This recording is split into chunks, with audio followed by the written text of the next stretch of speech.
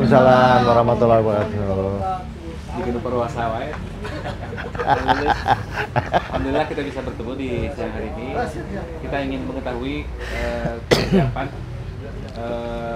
kondisi jalan infrastruktur di Jawa Barat menjelang Lebaran nanti dan bagaimana keadaan sekarang.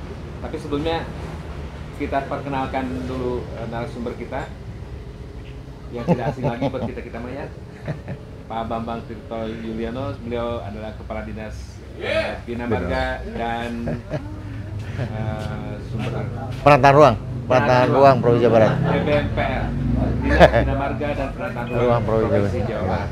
Boleh tepuk tangan untuk Pak Bambang. Pak Kadis, selamat siang Pak. Siap, Kang Apun. Mudah-mudahan sehat, alhamdulillah. Kelihatannya memang sehat. Alhamdulillah. Semangat, Kang. Semangat. Meskipun kita saum di tengah saum. Langsung saja Pak, sekarang perbaikan atau pemeliharaan jalan di Provinsi Jawa Barat sejak pertengahan Maret 2023 itu sudah sejauh mana sih? Jadi Kang, teman-teman semua, bahwa kita ini udah sejak Januari itu kita sudah berproses yang namanya lelang dengan menggunakan e-katalog. Ya. Jadi lelang e-katalog itu memang lebih cepat prosesnya, tidak perlu membutuhkan waktu 45 hari. Hampir sebagian besar dari 71 ruas jalan ya Pak Gub menyampaikan di mana-mana, 69 ruas, 69 paket, totalnya 69 paket, kemudian 67 diantaranya sudah berkontrak di bulan Februari. Di awal Februari, kemudian kita masifkan bekerja mulai dari akhir Februari sampai dengan sekarang. Kontrak kita itu kalau dari panjang jalan ya, itu lebih kurang sekitar 354 kan kilometer. 354 kilometer dari 2.362,18 kilometer yang jalan punya provinsi. Jadi lebih kurang sekitar sabarannya, lebih kurang sekitar ya 20%-an lah kira-kira ya, 20% ruas jalan provinsi itu kita tangani, kira-kira begitu ya. Nah, sampai dengan sekarang ini kita hitung-hitungannya minus 10 aja, Kang ya. Jadi dari 354 km panjang jalan kita, minus 10 itu paling tidak kita 130 km udah kita bisa selesaikan. 50% lebih kurang lah, 50%. Nah, 50% lagi diantaranya, walaupun itu kita tinggalkan, dipastikan dalam kondisi aman, Kang. Jadi aman artinya bahwa itu bisa dilalui, kemudian diminimalisir lah adanya kerusakan begitu ya. Apalagi keselamatan itu menjadi paling utama, Kang. Nah, selesainya kapan? Pertanyaannya, ya selesainya semuanya sudah dan kontrak paling telat itu di bulan Juli minggu ketiga sudah tuntas, 100% Kang. Kira-kira gitu. Oke. Nah, perbaikannya atau jenis perbaikan pemeliharannya apa saja, Pak Bambang? Kang, jadi ada 3. Jadi sebetulnya penanganannya itu kalau bahasa teknisnya adalah berkala. Tetapi lingkup pekerjaannya mulai dari perbaikan fondasi. Jadi fondasi jalan ya, konstruksi fondasi jalan kita ada yang diperbaiki, kemudian juga ada yang di overlay, dilapis ulangnya dengan 1 lapis dengan wiring konkret ya. Ada juga yang 2 lapis. Jadi lingkup pekerjaannya ada 3 ya. Perbaikan fondasi dengan ACBC dengan binder ya. Jadi lapis perkerasan kasar, permukaan kasar, kemudian lapis perkerasan aus. Ada 1 tipe. Tipe lain ada yang hanya binder dengan ACBC saja misalkan. Ada juga yang tipe yang ketiga yang hanya lapis ulang saja ACBC. Ya 3 jenis lah. Kira-kira seperti itu. Itu tersebar, Pak? Tersebar. Jadi di hampir semua kabupaten kota ada. Sekarang yang di dalam provinsi ada prioritas yang dilalui mudik atau dijadikan tempat mudik? Semua dijadikan prioritas oleh kita. Jadi yang berkontrak ya ada 65 paket, semuanya berkontrak, udah berkontrak, kerjain gitu. Kerjain. Ada beberapa titik yang menjadi ramai di media kan? Oh, ya. Garut ya, Leles Kadungoran. Itu gimana Pak? Sekarang ya gini. Ya memang ya, pertama kenapa sih rusak ya? Rusak jalan itu memang hampir sebagian besar umur konstruksi ya. Klise memang, kedengaran klise. Tapi umur konstruksi jalan yang ada di Jawa Barat tuh 73% tahun 2022 itu udah lewat dari umur konstruksi. Bayangkan 2.362 kilometer, 73% diantaranya sudah rusak, sudah lewat umur konstruksinya. Teorinya nggak ada cara lain, itu harus kita rekonstruksi, kita bongkar sampai dengan fondasinya. Kemudian kita tata ulang problemnya. Kita nggak punya uang, terlalu mahal kan? Sekilometer seberapa? 10 sampai 12 miliar sekilometer. Hah? Artinya kita membuat inovasi rekayasa teknologi lah, improvisasi teknologi lah begitu ya. Apa yang bisa kita lakukan itu dengan pemeliharaan berkala tadi dongengkan. Yang tadi diceritain ya. Itu ada lingkupnya, ada perbaikan fondasi, spot-spot, kemudian ada juga yang pakai lapis perkerasan kasar dan aus dan lain sebagainya. Kabarnya ada pembangunan jembatan juga, 3 jembatan. Ada rencananya. Itu sudah. Yang 2 ini sudah baru berkontrak, yang 1 masih proses lelang. Gimana tuh 3 jembatan? Nah, yang 3 jembatan yang pertama ada di Talegong, Garut. Jadi ke arah selatan, ya, dari kota Garut ke arah selatan. Itu seumur-umurnya saya ngelihat masih kan ayah jalan provinsi yang pakai beli, ya, pakai kayu gitu. Nah itu di Talegong. Panjangnya itu cuman berapa ya? Jadi belum permanen. Belum permanen. Sedih. Saya ganti. Bayangkan jalan provinsi dia. Ya itu. Update lah. Saya ganti. 1. Yang kedua itu di Transyogi di Cilengsi Cibet, ruas jalan Cilengsi Cibet. Itu ada jembatan Cihoe namanya. Jembatan Cihoe. Tete udah lewat dari 50 tahun umurnya. Si lantai jembatannya itu udah bohak, udah keropos, udah coplok tuh. Itu mau nggak mau harus kita ganti. Dan yang ketiga, kita lagi ngebangun itu jalan di Pangandaran, Sodongkopo, ya karena Nusa Biru. Nah jadi kita membuka akses jembatan itu. Jembatan udah ada sebetulnya. Tahun 2021 lalu kita bangun pakai beli wungkul. Nah udah itu tahun 2023 ini kita mencoba mengusulkan udah kita permanenkan saja begitu ya. Nah panjangnya 140 meter. Dayakolot tahun 2023 ini ya. Kita mau pakai dana dari APBN. Itu udah siap, duitnya udah siap ya Kang. Baru aja tadi rapatin. Duitnya udah siap. Cuman problemnya ada tanah yang mesti dibebasin. Alah liar. Urusan tanah mesti dibebasin. Ya karena memang mau tidak mau ada abatmen ya. Ada abatmen itu yang harus kita siapkan dan makan lahan, makan tempat. Tempat yang sekarang itu masih kurang karena harus lebih panjang ya. Nah ini kita lagi mencoba mengupayakan mudah-mudahan ada pembiayaan untuk pembebasan tanah. Nggak besar sih, cuman sekitar 300-400 meter dua sisi ya. Dua sisi 400 meter, jadi 200 meter lah lebih kurang 400 meter utara selatan. Nah kalau misalkan itu bisa kita bebaskan, tahun ini bisa kita tuntaskan.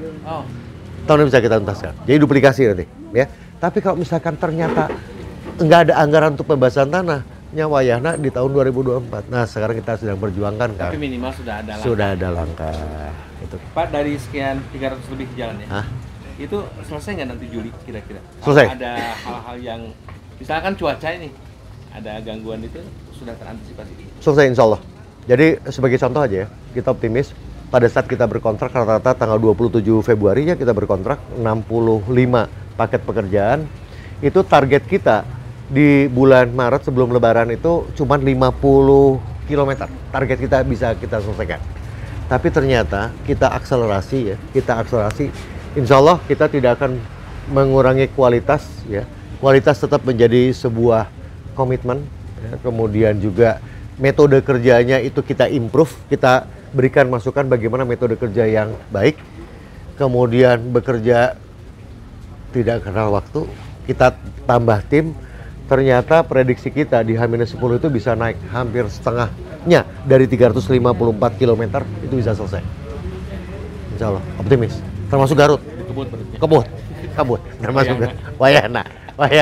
Karena dalam kesempatan ini juga saya memberikan apresiasi ke teman-teman di Bina Marga lah begitu ya. Dan juga para penyedia ya kontraktornya begitu ya, tetap semangat lah untuk kita memberikan layanan buat masyarakat Jawa Barat. Itu Kang. Pak Kadis, hal lain ini karena Idul Fitri, menjelang Idul Fitri, apakah koordinasi juga dengan Dishub soal nanti ada pemasangan rambu dan lain-lain gitu? Iya Kang. Jadi gini, kita Jawa Barat itu pemerintah daerah Provinsi Jawa Barat punya 297 ruas jalan, ya. Panjangnya 2.362,18 km, ya. Tersebar di 27 kabupaten kota yang menghubungkan antara utara, tengah, dan selatan Jawa Barat, kira-kira begitu. Nah, hasil dari koordinasi komunikasi kita dengan Dinas Perhubungan Provinsi juga dengan teman-teman pusat begitu, bahwa diproyeksikan dari 297 ruas jalan, 114 ruas jalan diantaranya itu akan digunakan sebagai jalur alternatif. Ya, 114 ruas jalan jalur alternatif. Nah, kemudian kita juga mencoba untuk memproyeksikan bahwa ada potensi mudik sekarang itu melebihi dari tahun-tahun sebelumnya. Nambah ya, ada potensi nambah. Kita proyeksikan paling tidak ada 92 ruas jalan itu yang akan digunakan sebagai akses untuk menuju pusat-pusat wisata yang ada di Jawa Barat. Jadi ada 92 ruas jalan yang kita persiapkan. Nah, paling tidak ada 206 ya, 206 kira-kira. 206 ruas jalan dari 297 itu kita beresin. Minimal tidak ada lubangnya. Oh, iya. Minimal tidak ada lubangnya. Jadi ada pekerjaan yang kontraktual sifatnya ya, yang tadi panjangnya 354 km ditambah dengan jembatan itu ini dan sebagainya macam, itu menjadi 364 km yang akan ditangani 2023. Nah, yang tidak tertangani dengan paket kita kerjakan pakai kegiatan rutin. Jadi ada lubang kita tambal ya, ada lubang kita tambal. Nah, saya bisa juga informasikan ya Kang di sini. Sampai dengan posisi hari Senin, jumlah lubang dihitung jumlah lubang. Dihitung. Jadi sudah by sistem gitu ya. Saya belajar dari Diskominfo gitu. Jadi semuanya by sistem gitu ya. Nah, jumlah lubang di kita di ruas jalan kita itu 357 lubang, bayangkan. Per posisi hari Sabtu lalu itu 357 lubang. Di jalan mana tuh? Sebarannya ada. Di mana saja ada di sini. Udah ketahuan. Udah provinsi. Nah, untuk yang 114 ruas jalan buat jalur alternatif itu sisanya 277 lubang. Ya. Kemudian yang untuk jalur wisata yang 92 ruas jalan ya, itu sisanya 80 lubang. Di mana saja ada. Nah, ini. Contoh misalkan. Ruas jalan Jati Barang Karangampel. Ya, nggak ada, no. Ruas jalan Jati Barang, Jati 7 Kadipaten ada 13 lubang. Iya ini. Nah, ini update terus dan ini kita rilis dan kita meyakini dan berkomitmen bahwa H-10 sebelum Lebaran itu lubang kita udah nggak ada. Ya, itu bisa dilalui. Ada potensi terjadinya lubang baru, ada potensi. Karena apa? Karena umur teknisnya. Oh iya. Sehingga kita punya strategi, Kang. Strateginya apa? Strateginya kita bikin posko. Ada 40 posko. Nah, ini menarik nih posko. Gimana? Jadi posko itu 24 jam ya. Termasuk diantaranya ada 19 posko untuk peralatan dan material. Untuk daerah-daerah tertentu ya. Untuk daerah-daerah tertentu yang punya potensi rawan longsor, itu kita siapkan alat berat dengan materialnya, dengan orangnya, dan itu 24 jam piket. Kita berlakukan mulai dari H-10. Standby itu? Standby, 24 jam.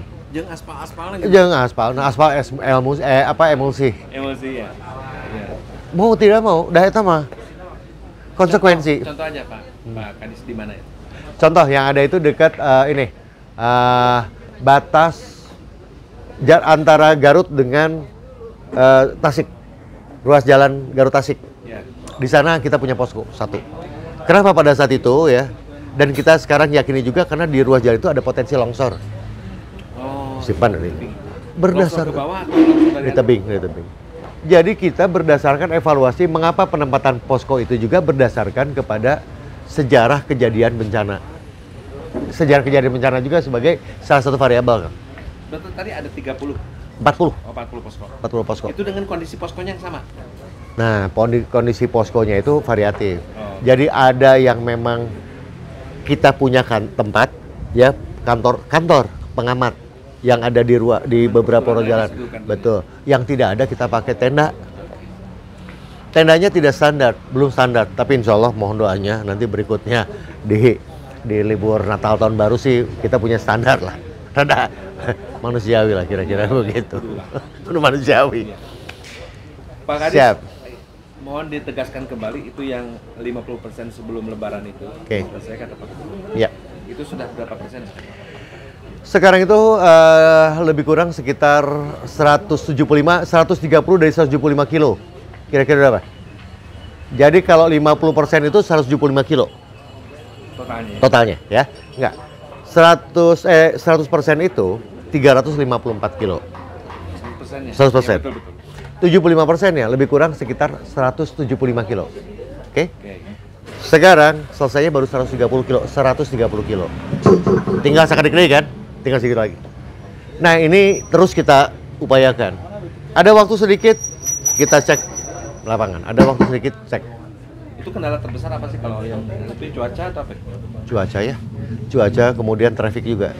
Oh iya. Traffic. Jadi ada kalanya eta. Ada daerah tertentu yang kita lagi bekerja itu nggak bisa kita kerja siang hari. Kerjanya mesti jam 10 malam keluar. Banyak traffic. Trafiknya padat. Itu yang jadi kendala. Produksi hot mix itu juga terbatas kan. Kalau malam kan juga dia punya keterbatasan. Gitu. Itu kendala. Selain hujan. Kalau Strauss tuh. Sugan teh limun. Mau eta jadi itu kendala cuaca dan juga traffic yang terutama di jalan-jalan yang ramai trafiknya. Iya. Kemarin jadi gini Kang, kita punya 114 ruas jalan Kang ya, yang kita siapkan untuk menjadi jalur alternatif. Walaupun ada tambahan lagi Kang, sebetulnya kalau boleh saya sampaikan, ini Cisumdawu kan mau dibuka nih. Ada jalan Cijelag Ujung Jaya, Cikedung gitu ya. Itu juga harus dipakai. Itu satu. Ini yang sedang kita kerjakan. Yang agak terlambat itu satu diantaranya. Yang kedua, ini Japek Selatan mau dibuka juga nih, walaupun hanya fungsional. Akses menuju ke Jakarta itu mau dibuka. Itu kebuangnya ke jalan provinsi, Pak. Itu juga sama sedang kita perbaiki saat ini. Nah, secara menyeluruh begitu ya, dari 114 ruas jalan yang dipakai jadi jalur alternatif dan 92 ruas jalan yang berpotensi digunakan untuk jalan ke akses pariwisata, saya pastikan bahwa itu dalam kondisi tidak ada lubang, tidak berlubang, ya. Nah, kemudian di H-10 ya, di H-10 tentunya sampai dengan H+10 paling tidak. Nah, kemudian untuk paket-paket pekerjaan ya, ini paling tidak ada 130 km yang sudah berkontrak ini sudah final, sudah selesai.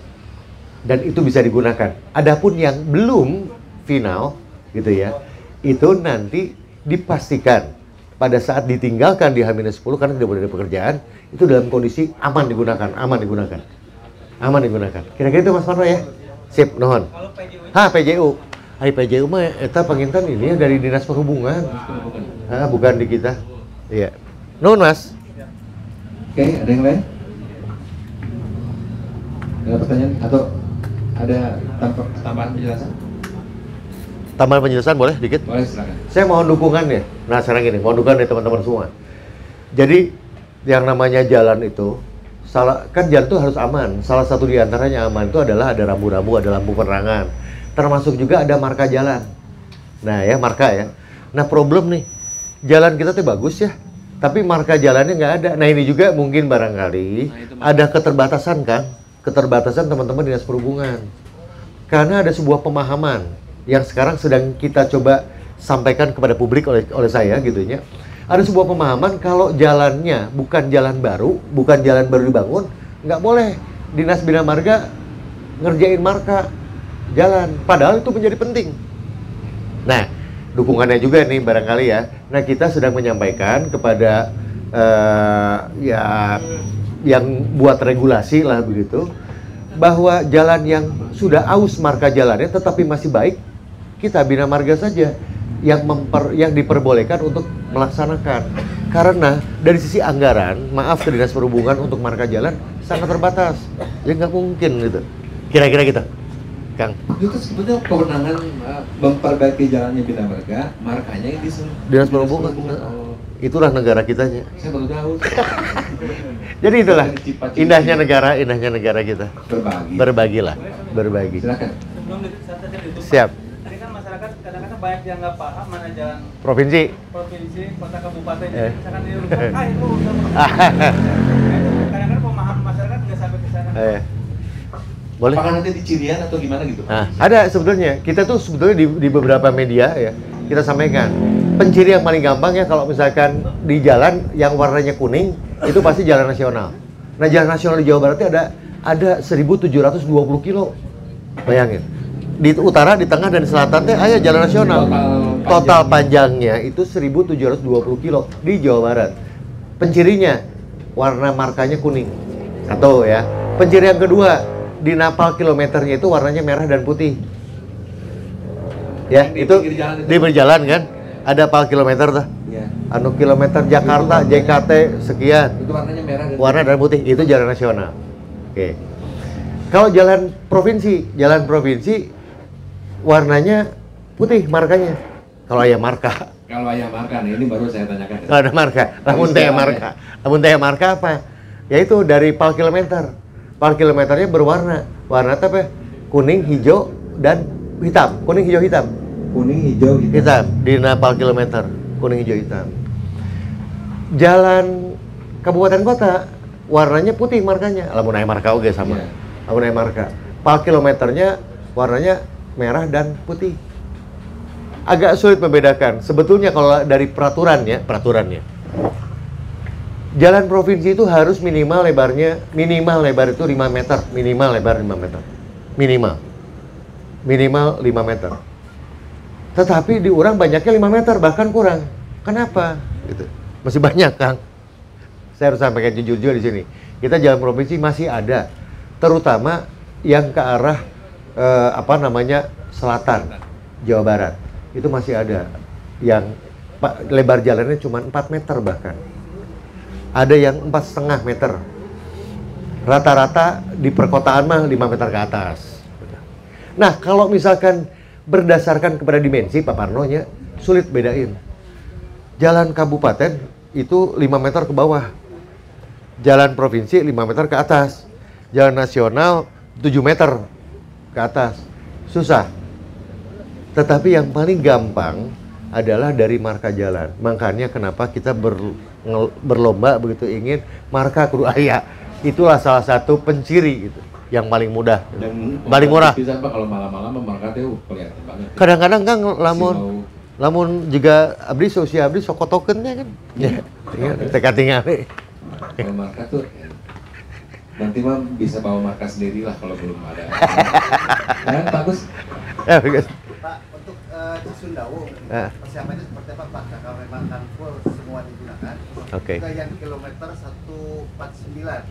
Oke. Yang menuju Aljabar, kan tanggal Purbalunyi. 14 ya, Hmm. kalau nggak salah. Hmm. Terus ditambah lagi yang ini Pak, bencana antisipasi rawan longsor di sekitar Kamojang. Hmm.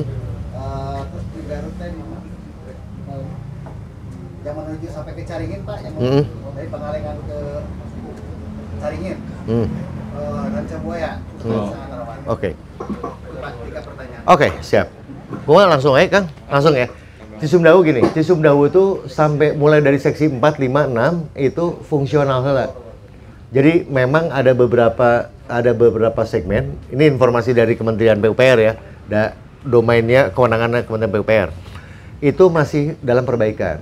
Ultimate-nya itu nanti mungkin di sekitar 2-3 bulan ke depan lah. Ultimate, jadi boleh dibuka langsung. Sekarang fungsional, bisa. Fungsional itu artinya Bisa digunakan, nah, tetapi belum berbayar lah. Mulai kapan? Mulai 18 katanya. 18 ini. 18 April ya?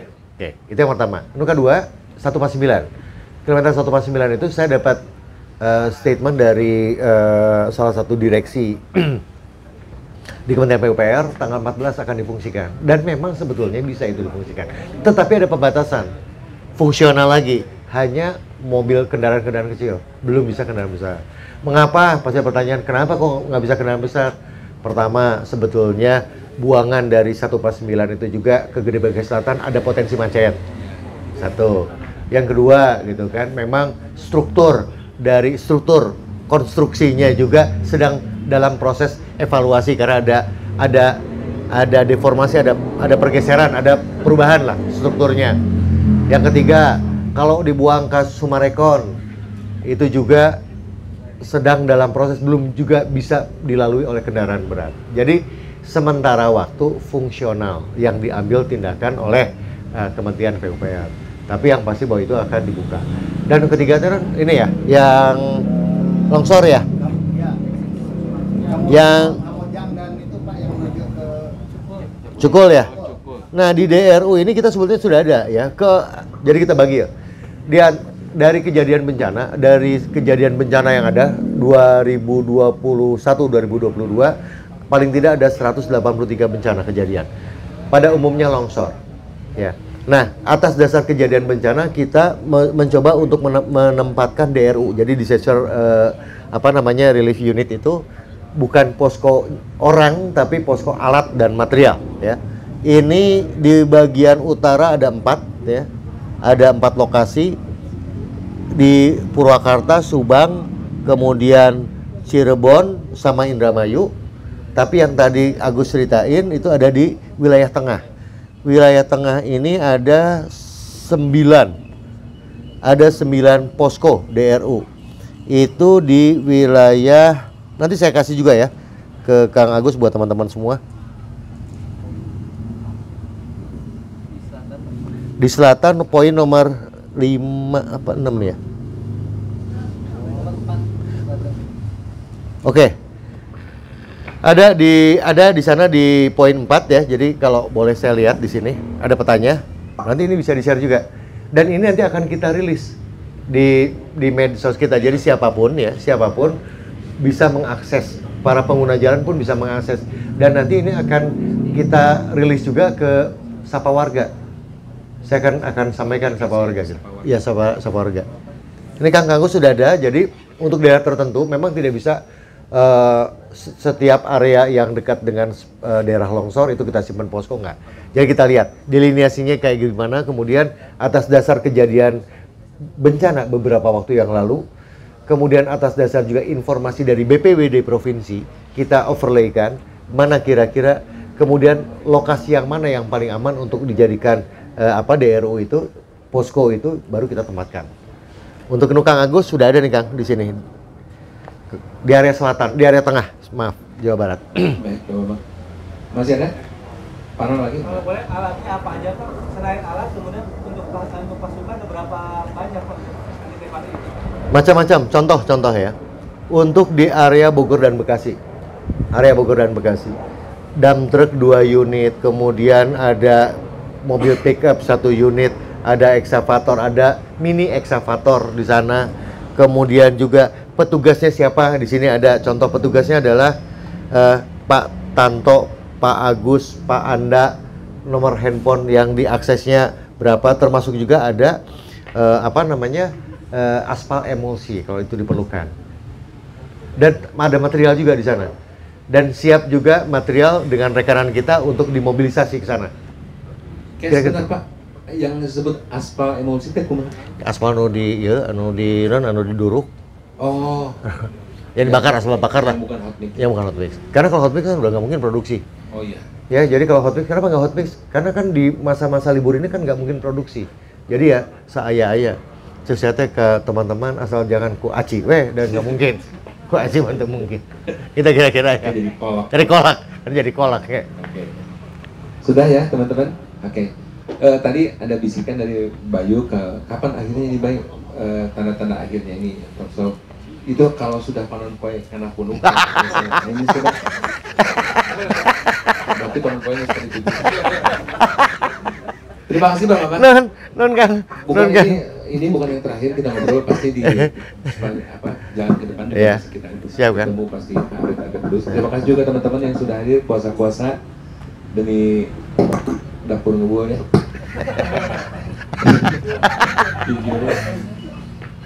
Dan mudah-mudahan ini bisa menambah penjelasan kepada Iya. masyarakat yang Kemarin kan rame banyak komplain soal Ya. infrastruktur jalan, apalagi akan menghadapi arus mudik. Pak Bambang hatur nuhun sekali Sama-sama. lagi. Terima kasih Sama-sama. atas nama Pokja Gedung Sate, dan terima kasih teman-teman bapak-bapak yang dari DPR juga mendampingi Pak Bambang. Untuk itu mari kita mengucap alhamdulillah. Alhamdulillah. Mudah-mudahan kita puasa sampai akhir nanti jangan. Ya, benar. Assalamualaikum warahmatullahi wabarakatuh. Waalaikumsalam. Waalaikumsalam. Warahmatullahi wabarakatuh.